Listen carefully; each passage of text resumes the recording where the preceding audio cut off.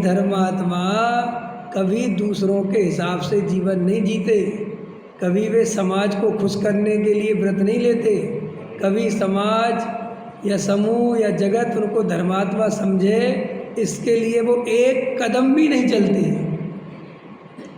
समझ में आया? चाहे तुम जो समझो नहीं समझो, तुम जानो तुम्हारा काम जाने। वस्तु का स्वरूप ज्ञानियों की यही तो बात है, यही तो गजब गजब की बात है। अरे लोग कहते सम्यक दर्शन बाद में ले लेंगे, चारित्र पहले ले ले। अरे भाई कैसी बातें कर रहे हो, उल्टी गंगा बहाओगे मर जाओगे। सम्यक चारित्र जो पहले लेगा, सुनो, एक तो वो चारित्र है ही नहीं, फिर भी मैं उस भाषा में बोल रहा हूँ, थोड़ा समझना। सम्यक चारित्र जो सम्यक दर्शन के बिना लेगा बाहर वाला, 100% चांस है कि सम्यक दर्शन और दूर चला जाएगा।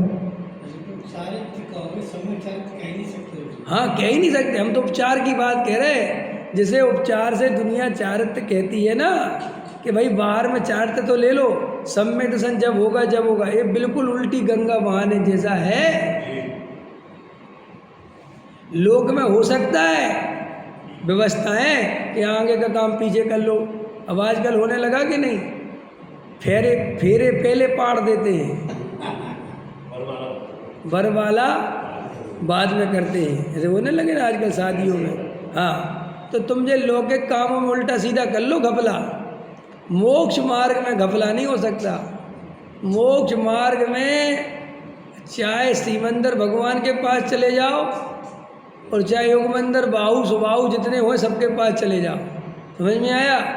और इधर जितनी 24 हो गई उनमें से किसी के पास चले जाओ और जहाँ बैठे हो वहाँ चले जाओ और पूछ के आओ मोक्ष मार्ग का सूत्र बताओ। तो अगर एक भी तीर्थंकर सम्यक दर्शन ज्ञान चरित्राणी मोक्ष मार्गा इसके अलावा कुछ और बोल दें तो मैं उसी दिन से धर्म छोड़ दूंगा। बोलो भाई साहब, आग कभी ठंडी नहीं होती, ये स्वभाव है।